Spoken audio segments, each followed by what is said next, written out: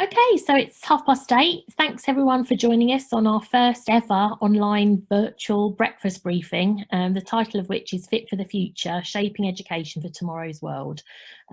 We've got an introduction from Sophie Howe, the Future Generations Commissioner, and the main session is going to be led by Professor Calvin Jones. We've got a couple of hashtags up there in the top right. As you can see, I've got a virtual background pretending like we're in our lovely exec ed suite. So yeah, I'm just going to briefly introduce the school and then hand over to Calvin directly. My name's Sarah Lethbridge. I'm the Director of Executive Education and External Relations here at the Business School. And it's my pleasure to look after all of our short course learning needs. And obviously this is a tricky time at the moment because lots of face-to-face teaching has been paused indefinitely. So we're looking at lots of different online options that we can explore. So if you've got any remote distance learning needs, please do drop us a line because we can happily explore those with you. This breakfast briefing is being recorded.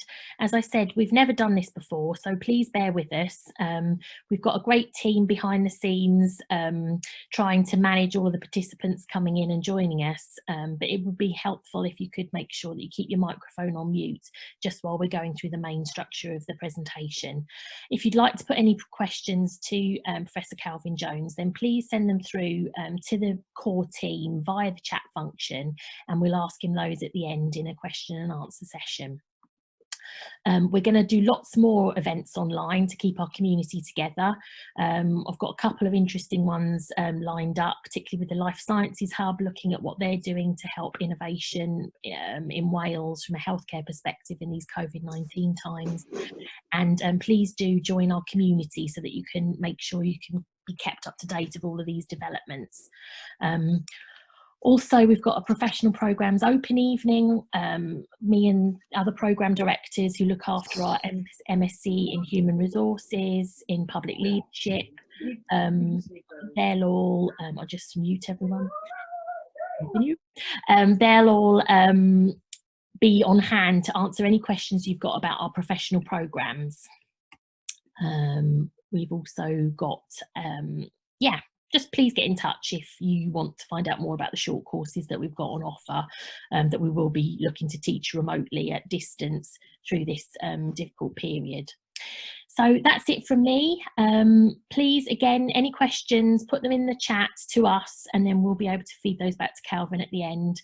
But now I'll hand back over to Professor Calvin Jones. Thanks, Calvin. Okay, thank you very much, Sarah. So my name is Calvin Jones. I'm a professor here at Cardiff Business School, Deputy Dean in charge of our public value strategy.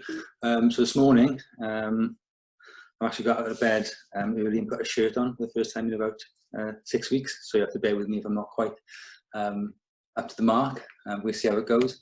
I'm going to report on a project that we undertook with the Future Generations office last year, which looked at the future needs in terms of education and skills for the Welsh economy and Welsh society more generally. And as part of that project, we looked at where the schooling in Wales was fit for the future, if you like,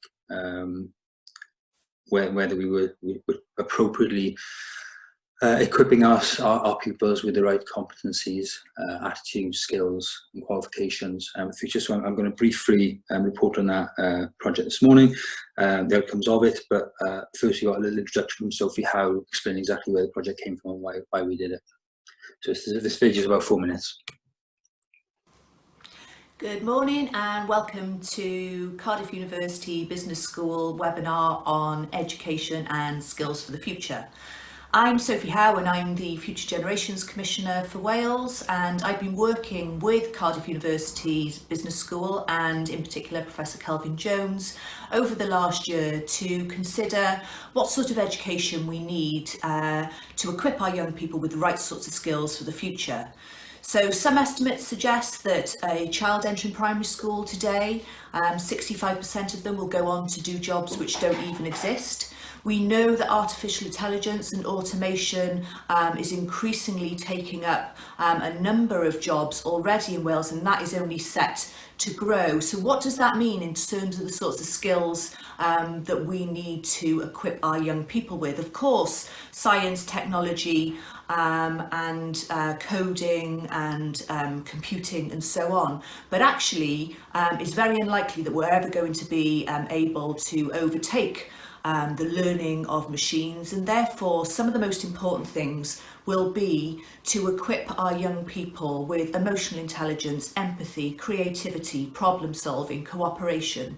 That's really important in terms of ensuring that they're well placed to get jobs in the future, but I always think the point of an education system is not just to get another job, but actually to educate a child for a life well lived. And that's essentially what our Wellbeing and Future Generations Act is all about.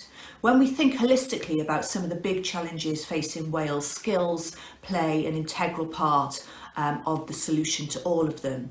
So increases in poor mental health, increases in sedentary lifetimes, obesity, physical inactivity, and so on.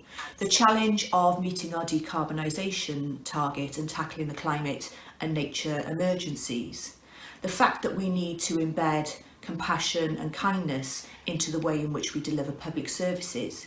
So if we get the skills right in our education system, not only will we be preparing children for jobs of the future, but actually by embedding the concept of well-being in our education system, by moving away from testing through exams to more assessment-based, by focusing on building skills around emotional intelligence, empathy, cooperation, and so on, we're going to be helping to meet some of those big challenges as well. Now, in our paper, Education Fit for the Future, Calvin and I propose a number of solutions to making sure that that happens in Wales. We think that the new curriculum in Wales is a really progressive move, but we also think that there are some fundamental challenges with how it's resourced. And in the Future Generations report that I'll be publishing at the beginning of May, I outlined that across government there are some huge problems in terms of implementation gaps. So progressive policies in Wales where we've not focused on what needs to happen to resource implementation, to build capacity, and to actually make things happen on the ground. And there's a real risk that if we don't invest sufficiently in the curriculum, that the aspirations of it will fall short. And that's going to be a real problem for our children and young people in the future. We think that we should be bringing more people into our education system. So how can we be bringing a more coherent approach to engagement with business? How can we use entrepreneurs to instill entrepreneurialism into our young people? How can we bring in climate activists and cultural sector, artists, creatives and so on to help bolster the skills that our children and young people need? How can we, as I will describe it, create a national mission around educating our children and young people? And how can we make sure that that national mission is not just about children and young people, but actually takes us into learning for life? Because all of the evidence suggests that in our fast changing world, constantly learning will become the new normal. How can we build on what we've done on our curriculum for younger people and embed that throughout the life course? We think that there are opportunities around the creation of an education levy which would fund proper implementation of the curriculum and which would perhaps do some of the things that I've been describing around a national mission and lifelong learning.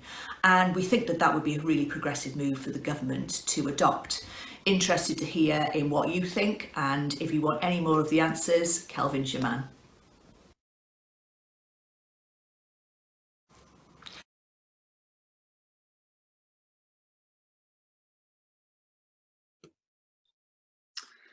Thanks for that, Sophie.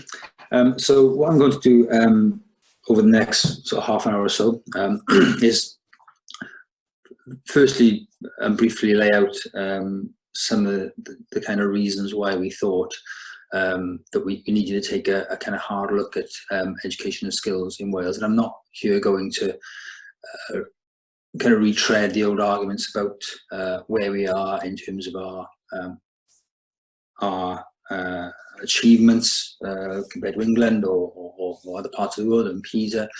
We all know that Wales doesn't exactly hit it out of the park when it comes to the education of our children, or indeed our adult age skills.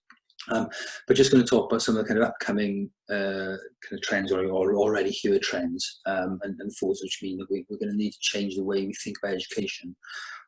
So when children get to adulthood, they are in a better position to deal with some of the pressures that we are leaving them.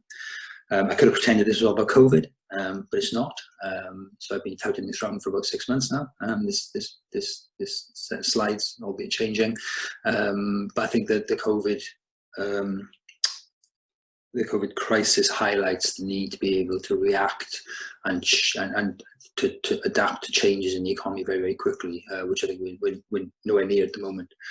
So I'll come back to the COVID addendum at the end. But I want to start. I can start with the fairly obvious place, which is climate change. You know, a lot of you will be very aware of where we are in terms of climate change impacts. You know, that's photo on the left there I took myself from just above my house a month ago, more than a month ago, which is Pontypridd flooded after Storm Dennis, and we know that the events which will affect the very fabric of our social life, of our infrastructure, are going to become more frequent and more problematic. I mean, that, you know, the War Memorial Park there and Cardiff Park is not open, you know, and won't be open probably for a couple of months for people to take advantage of, you know, in the current crisis. So the way in which we respond to these sorts of challenges has to change, and can only change with the right sort of skills, competencies, and attitudes. On the right hand side there, that's a little piece of work that I've done for our business school and on our business school, looking at our greenhouse gas emissions per full-time equivalent, which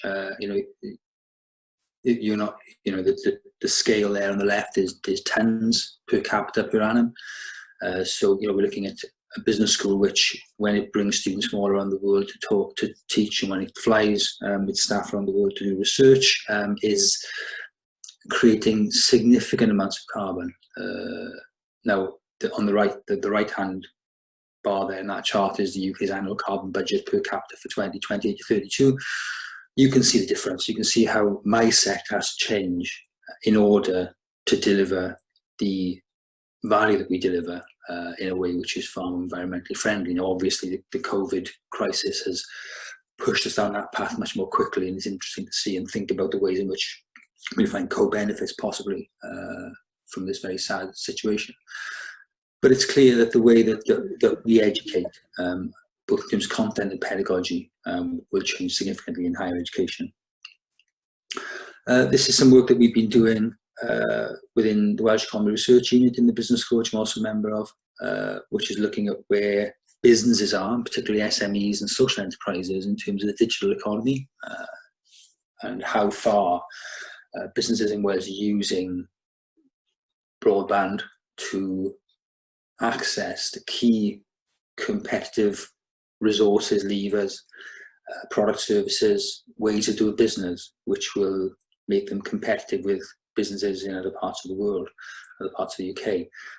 And this is a really interesting survey. By the end of this year, we'll have 5 years worth of data looking at how businesses will change over that period, and the differences between different sorts of businesses, micro businesses, SMEs, businesses in different sectors, and so on.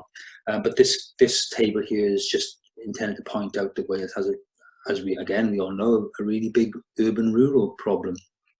We have quite a portion of rural businesses who are in the fourth row there in that table, digitally disengaged. So you can see there about 18% of businesses in rural areas, you know, simply really don't engage with the internet as a way of selling, a way of buying, a way of engaging with networks and so on. And that rural proportion is twice as high as the urban proportion. So we know that going forward, the impact of technology will have disproportionate impacts, differential impacts on, in this case, urban and rural areas. And of course, we can guess also at the impact of business size, business sector, and so on engagement with the internet, and therefore on the ability of our businesses to be competitive going forward.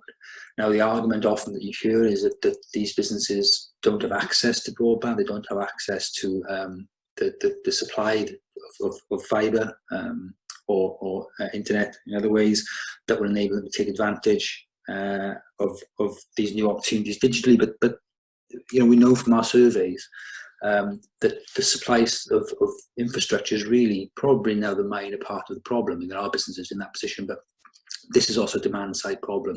This is businesses not knowing, not wanting to know, not being in a position to look up and look more to the future and understand where the business needs to go in order to take advantage of changing business environments. And of course, what we see now is that these digitally disengaged businesses, if they're in sectors where other businesses are more engaged, they will lose out, particularly now because of COVID, because some of these competitive pressures will be hastened by this rush online we've seen in the last month.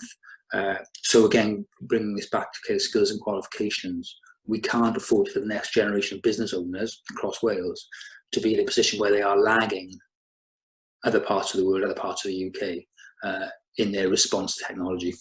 And obviously over time, the internet will be superseded and built upon with other technologies such as AR, VR. There will be waves of technology you have to take advantage of. So this isn't a one-shot thing. We have to make sure that we are continually equipping people, students and adults with the ability to recognise their technological context and respond to it. And a point then which is kind of slightly close to my own geographic heart, if you like. I mean, I live in Pontypridd in the Valleys. Lots and lots of people on the train with me in the morning, as was 6 weeks ago, are on their way to white collar jobs in Cardiff, quite process heavy jobs in Cardiff, in the shops of Cardiff, in places like Admiral, British Gas, in jobs in civil service, in the legal profession, paralegals, audit accountancy, and so on. And what we see, of course, is that the technology, artificial intelligence, and other changes in the way that the economy works are driving out some of these jobs. Now, on the left-hand side, I've just given the example of retail here. So these are data from ONS, which shows a proportion of sales that have gone online in the UK over the last decade or so. I think it's slightly old now, 2017 is the last year we've got there. You can imagine where that is spiking at the moment.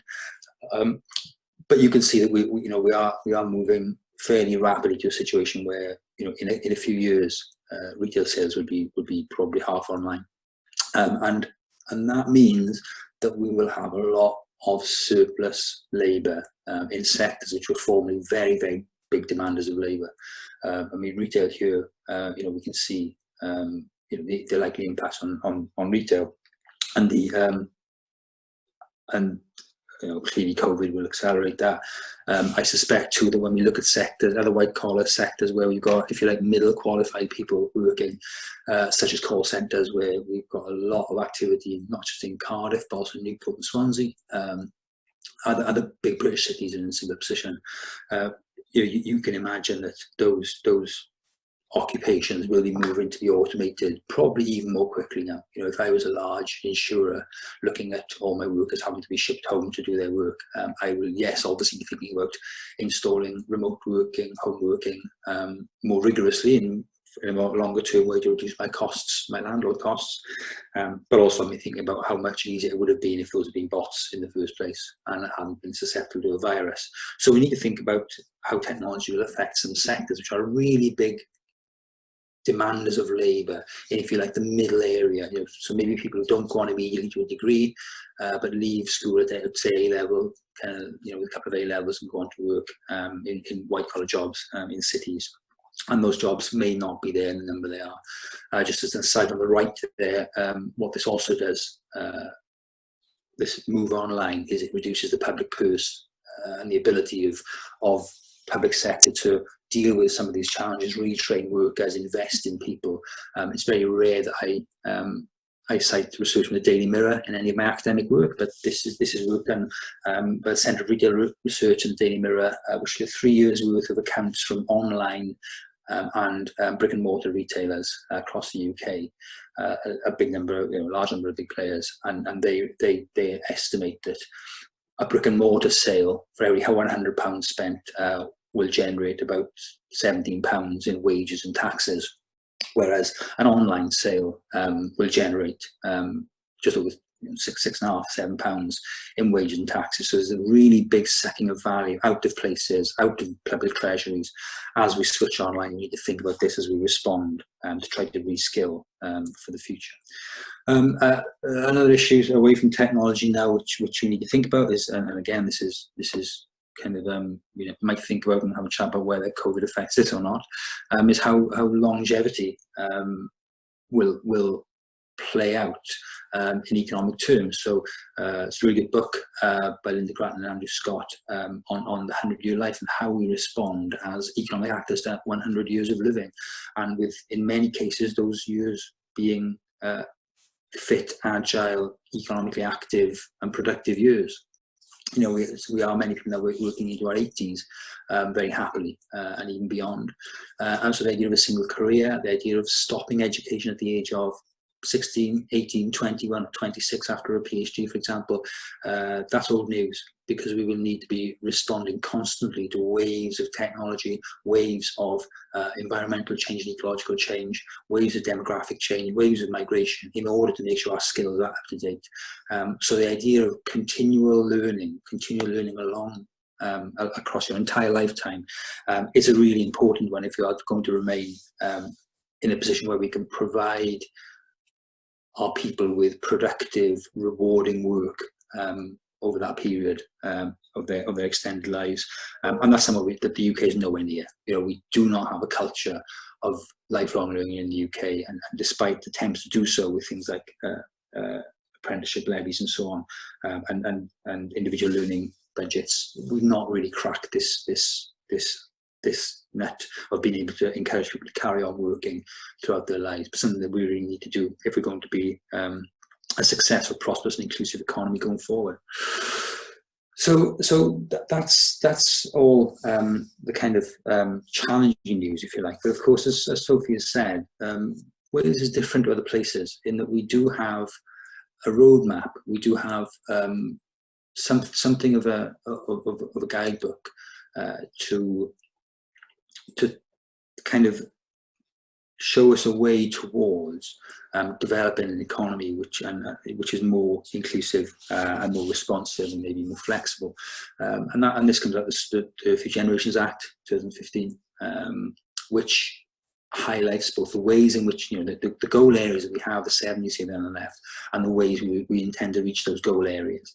And if you look along the bottom, taking a long-term approach, preventative approach, integrated approach, collaborative and involving approach. I mean, all those things, very much are, if not mirrored, at least overlap a lot with the 4 purposes of Graham Donaldson's original curriculum, which in the report for Welsh Government, and that curriculum for Wales. The idea of building a holistic learning system to build engaged, context-aware and ethical adults, I think fits hand in glove with the goals of the Wellbeing Act, and that's why, as Sophie said, as I think the curriculum itself is a really useful tool. Yes, there are arguments. I mean, I was having a discussion last week with Kevin, I think, in the audience, about whether we need to rethink what the 4 purposes really look like in terms of the post-COVID world, what their meaning is, what their implications are. But we can do that. I mean, the curriculum is flexible enough to make it what we need it to be, to respond to the challenges of the day. And I think that's one of its key benefits and strengths, really.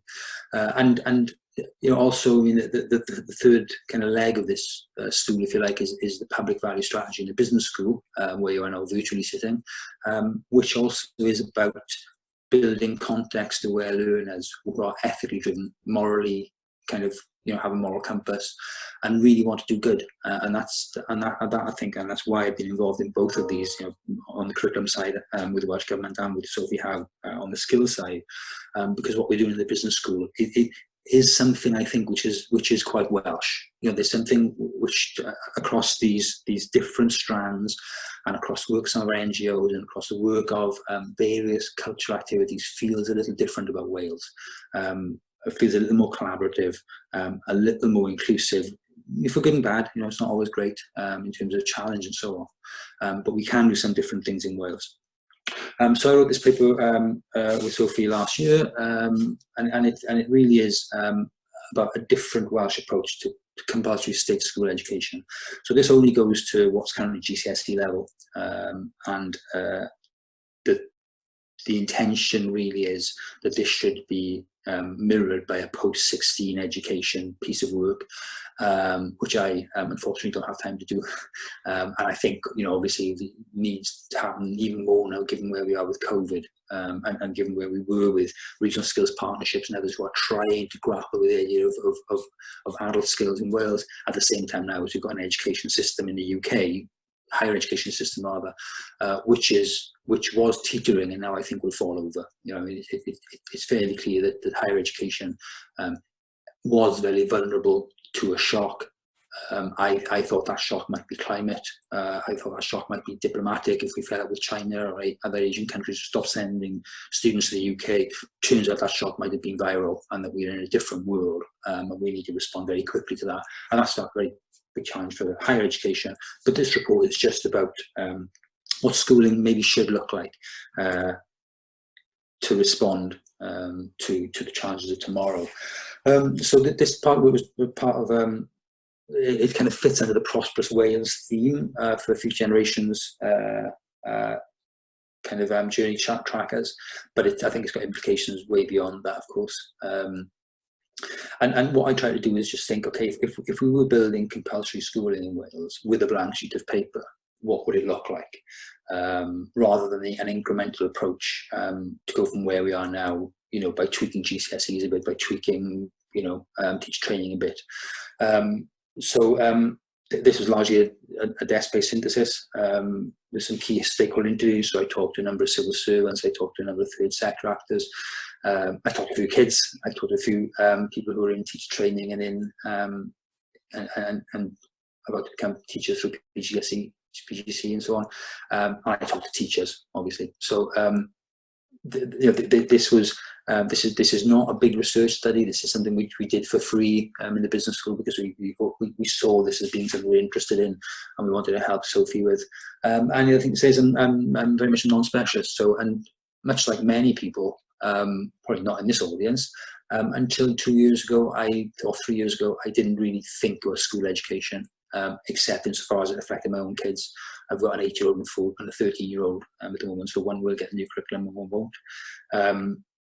But I hadn't, even as an economist looking at Wales, I had treated school education as exogenous, as something which delivered pupils into the higher education system, not always in the best state, and have half thought and know more about it. And only really when undertaking this piece of work, I became at all cognizant with education systems, was probably full of naive mistakes, which people have been very kind in not pointing out to me very nastily over the last few months. And what interests me is that this turned out not to be about the curriculum at all. So I thought this was going to be about how the curriculum fitted, and I quickly realised that tweaking the curriculum, worrying about whether Welsh history was taught, inverted commas, properly or across, at the right level, worrying about whether the AOLEs, sorry, cuckoo clocks going off in the background, worrying about whether the AOLEs were quite right in terms of their structure and how the disciplines fitted. That really was a second order problem. It wasn't even the top 10 problems of education in Wales going forward. And I'll come to that in a second. And this report was very much intended to start a conversation with Welsh Government, Qualifications Wales, with the students, hopefully, pupils, who are going to benefit from the new curriculum, and the teachers. So this is not intended to be any sort of definitive statement. This is a set of ideas for discussion. But just giving some background to where we are. I mean, the problem is that we are asking teachers to embed an incredibly radical new approach to education in a system which is really massively underfunded. Now, obviously, this is work done by Luke Sidieta out of Oxford.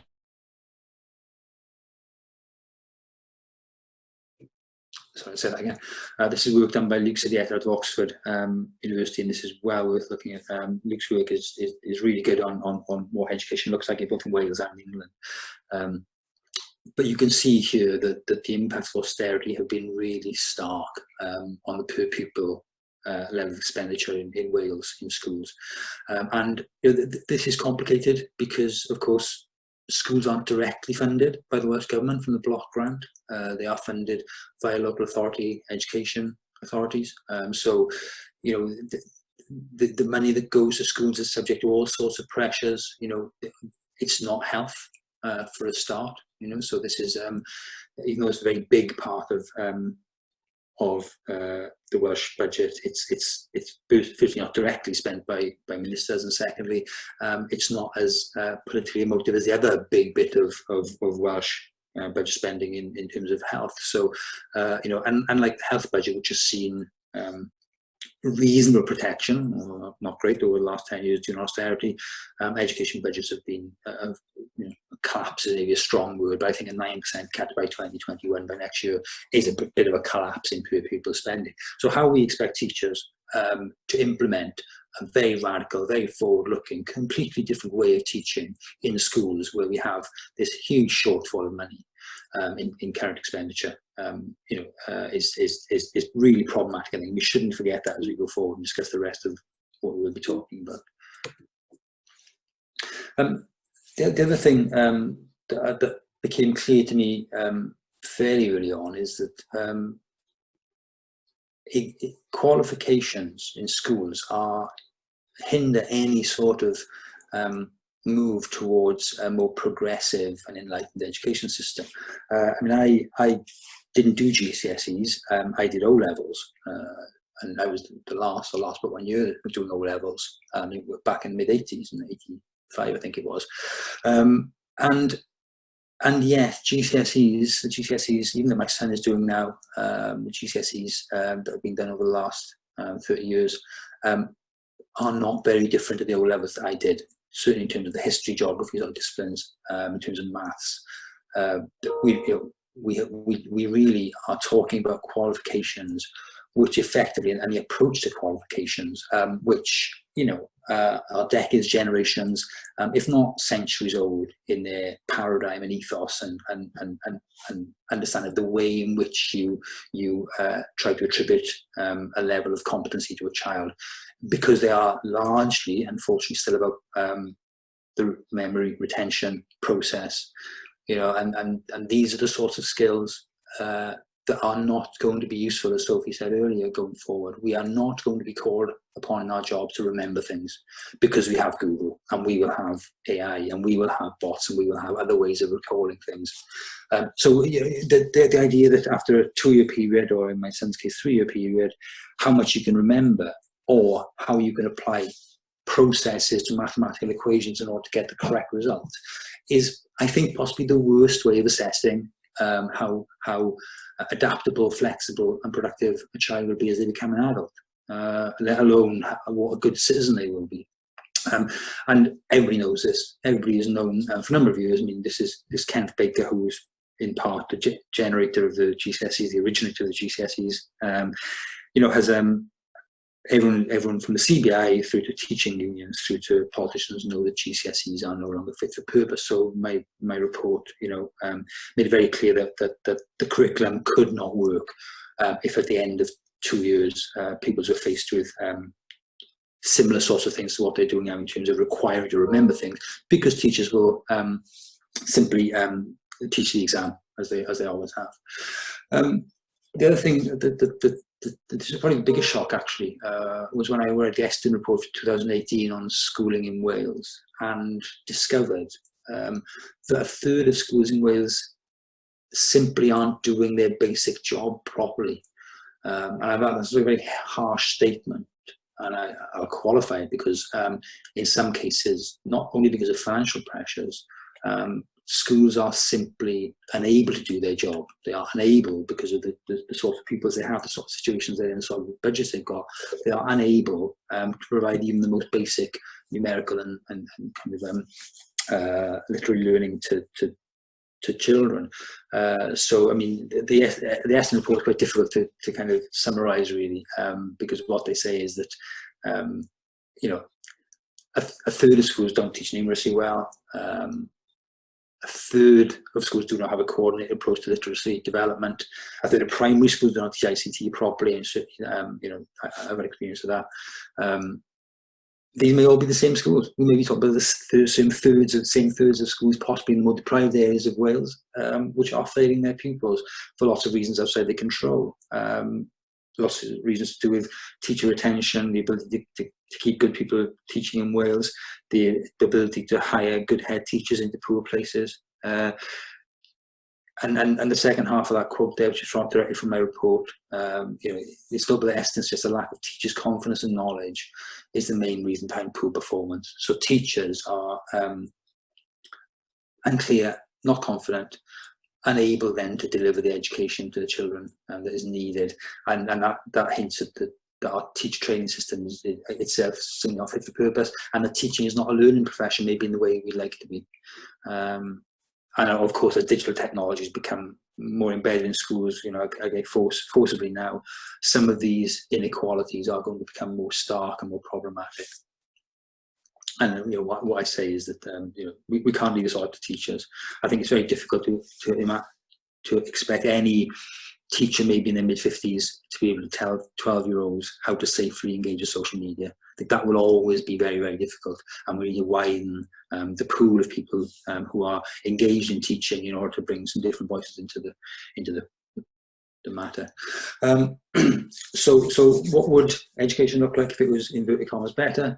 Well, it would downplay data retention and process skills in favour of flexibility and creativity. I think it would be learner-centred. So, you know, there's a great quote from somebody whose name I can't remember now, who says, basically, we teach children based solely on a year of manufacture.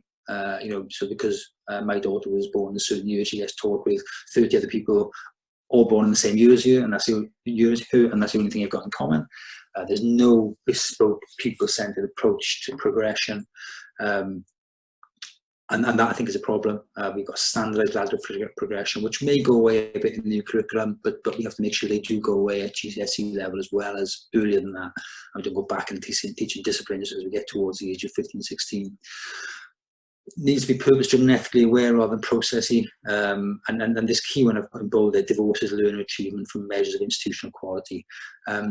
We will only succeed in education in Wales if I can drive or cycle past the Valley School and not see a banner that says best GCSE results ever, because that conflation of school quality with pupil achievement and exams is utterly corrupting, and it means that teachers will only teach the exam. They will throw away things which aren't going to lead to really good, you know, A to C grades. They will off-roll pupils, you know, so that pupils never even get to GCSE level to improve the averages. And unless we can do that, unless we can stop standardised exams at 16 being allocated as an indirect measure, implied measure of school quality, we'll get nowhere, because we'll end up exactly where we are now, which is a narrow process approach to getting the best possible results out there at GCSE level, irrespective of what that means for the kids in the long term. And you know, other things there about using different formative assessment throughout the programme rather than at the end in a 2 or 3 hour exam.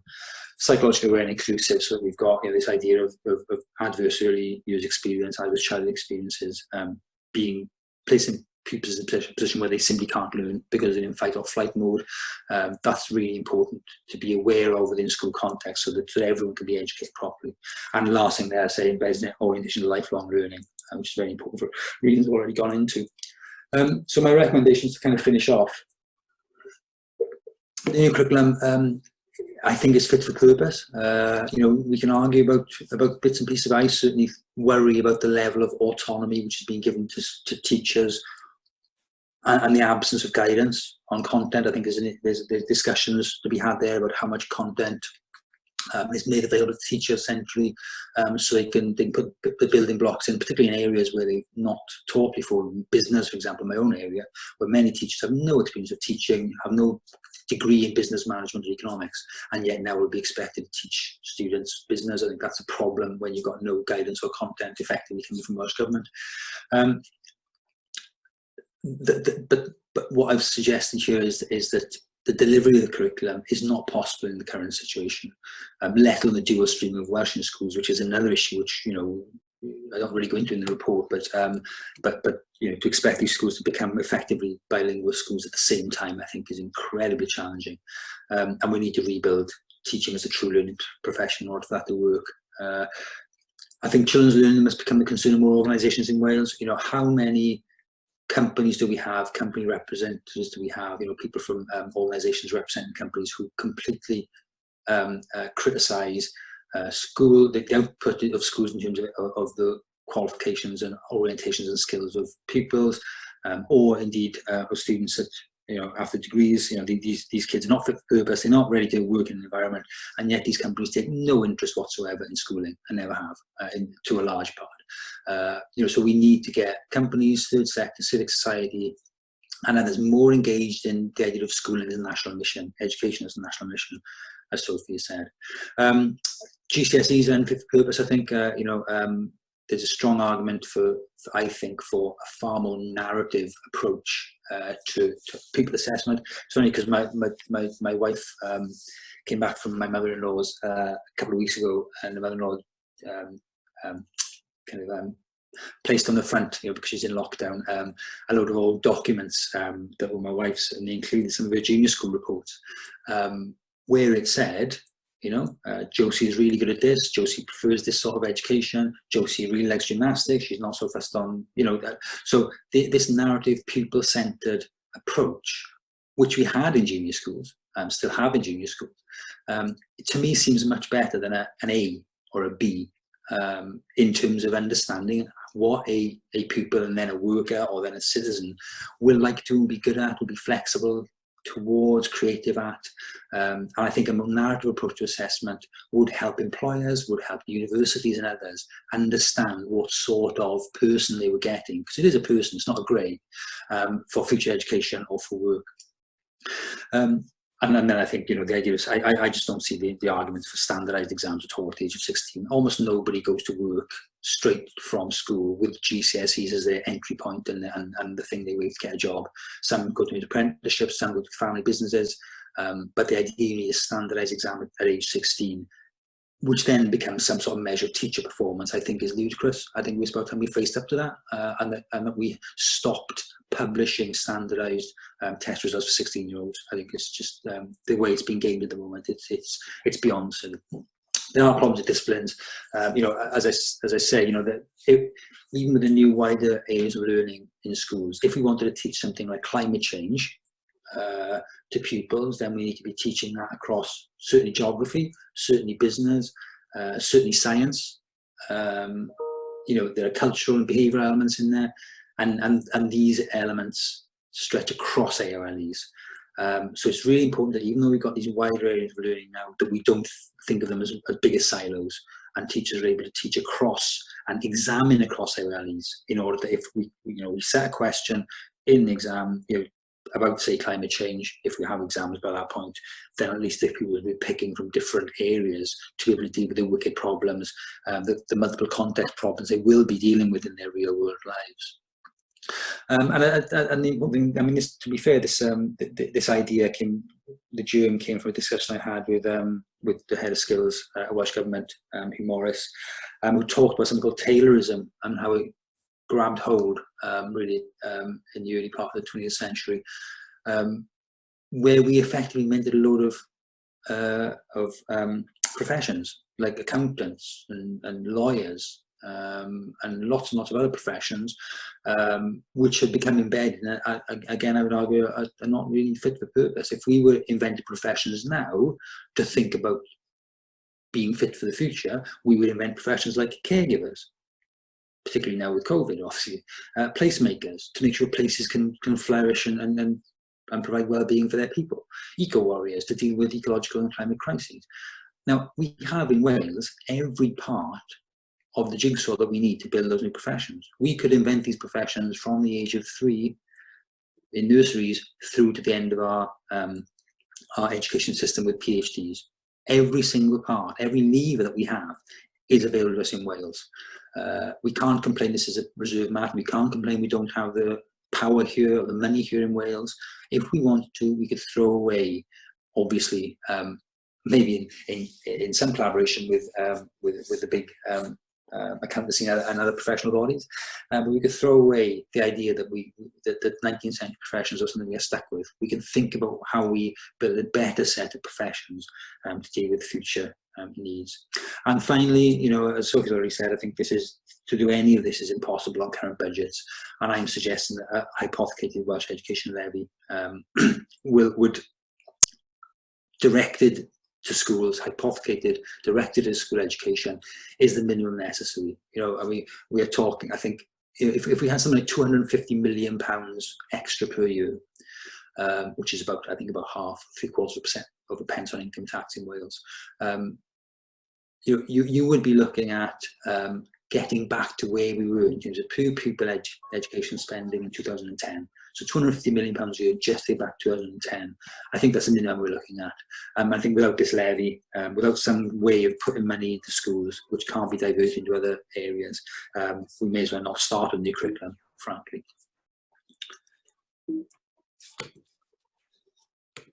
Okay, thanks so much, Calvin. We've had some questions come through. Sorry if I may have muted you mid-presentation. Sorry about that. Learning as we go. So yeah, some of the questions that we've got, if I could just share my screen, hopefully you'll be able to see those. Let's have a go. Share screen. So can everyone see that? I don't know which one you want to pick. Does the fact that we haven't had standardised exams at 16 this year help advance your arguments, Calvin? It will be interesting to see how it does. I mean, I think there will be, I suspect what will happen is there'll be no pupil who next year will be disadvantaged by the fact we don't have standardised exams at 16. There won't be schools who are refusing kids A-levels based on the fact they didn't do an exam. So the question then becomes, what have we learned about those pupils over the previous 2 years in order to make a judgment on whether they're able to do A-levels or go on to whatever qualifications or other outcome they want to. And of course, you know, it maybe we're actually already better off in Wales than they are in England because we've got slightly more information, it appears, than England does. And even in the absence of everything I'm saying in this report, given the potential for COVID to come back in future years, or a different virus or some other disruption, logging information about pupil progress over the period of a programme over those 2 years seems to me like a really good idea. So I think, yes, it does add weight to the argument. Okay, great. And what's your view on the fact that the profession has shifted to being a postgraduate sort of discipline? Can learning to be a teacher over the course of a year adequately prepare teachers for the modern classroom? There's a real issue about graduates doing PGCEs and then not staying in the profession because they just burn out. Well, that's really interesting because a member of the family just did an undergraduate degree in teaching and then a postgraduate master's in teaching and is not in the profession because she couldn't find a job because Welsh Government trained too many teachers in this period. I think, you know, we can't expect to teach our students, pupils, to become lifelong learners if our teachers aren't. And, you know, what struck me when I was undertaking this work and talking to professionals, teachers, and people involved in the sector, is that inset days are not really an educational learning opportunity. Inset days are a catch-up opportunity.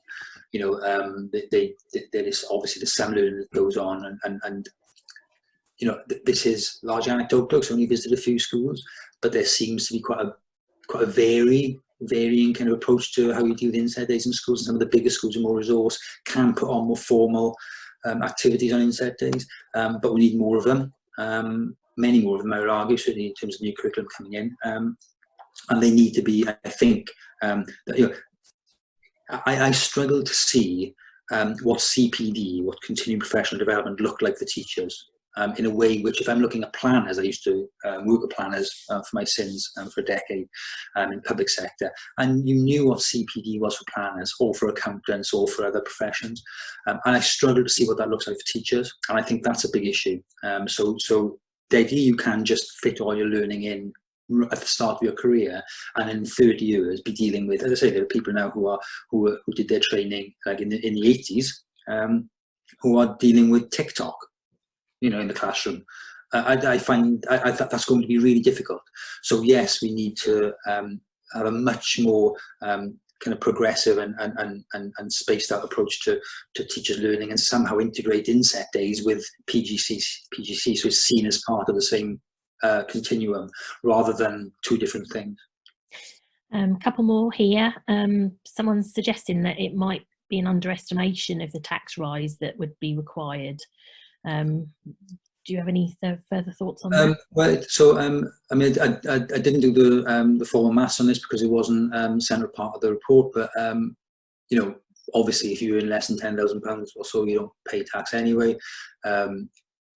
I've suggested in the report that this levy could be made up of a mixture of income tax, business rates, because of course businesses will be using these workers tomorrow, if you like. So non-domestic rates type stuff.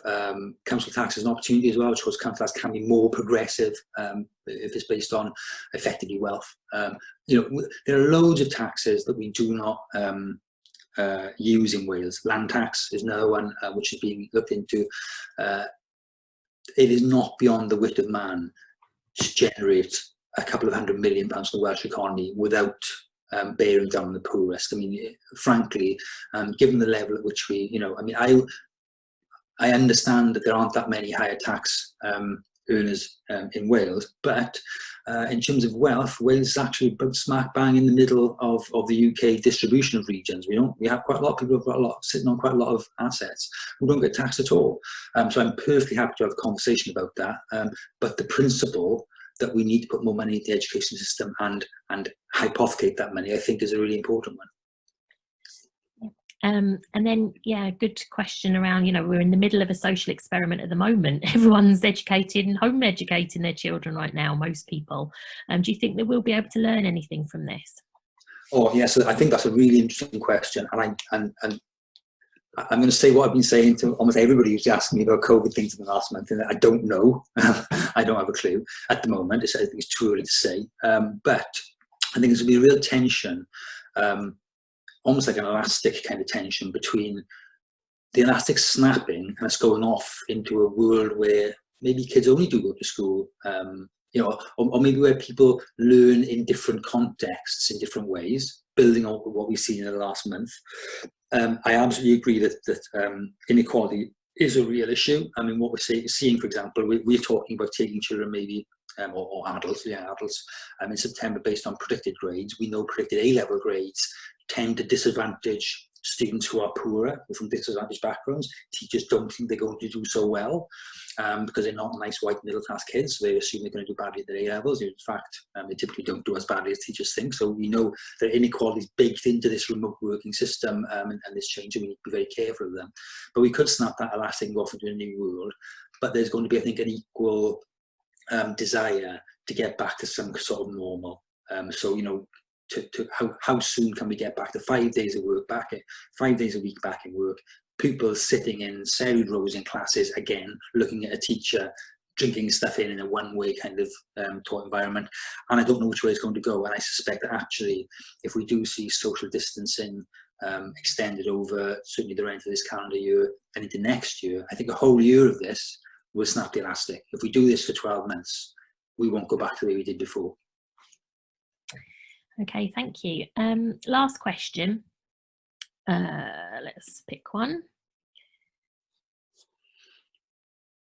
Is there any there that you can see that you'd like to? There was one on the page before about Wales versus England, was that? Oh yeah, that one. So the statement of GCSEs is very valid. We're competing with Yeah, so that's a really interesting point, and something which I'm very well aware of. That what I did in this report was very much take a Wales-centric approach. I thought, right, you know, if we were building an education system for Wales, what would it look like? Knowing in the back of my head all the time that Wales is in the world and it's in the UK, and you know, and there are tensions there. So the two answers to that. I mean, the first is that I decided not to care because pupils who are going off to do stuff in England, largely England, they are amongst the most advantaged of Welsh kids already. So if you are going off to a university in England, you are already not in the bottom bit. And you're not at the bottom kind of rung in terms of pupils coming out of schools in Wales. You're much less likely to be from a deprived background and household. So I think for the purposes of this report, whilst I know it's important, that, right, you know, I'm not going to worry about that. I've already got enough on my plate writing the report. Without thinking about the Wales-England interactions, although they do exist and they're important. But of course, the important point to remember here is I am talking about 16-year-olds, and there are handfuls of 16-year-olds who get GCSEs in Wales and then go to study A-levels in England, only if their parents move in the interim, and that tail shouldn't wag the dog. So there's a much bigger argument about what Welsh A-levels look like and whether some sort of Welsh back, international back, or other approach should replace Welsh A-levels. Do we have a system as they have in Scotland, which is very different to the rest of the UK, but then with a vast bulk of Scottish students studying in Scotland in universities from schools, which is an option, obviously, if we change our higher education system.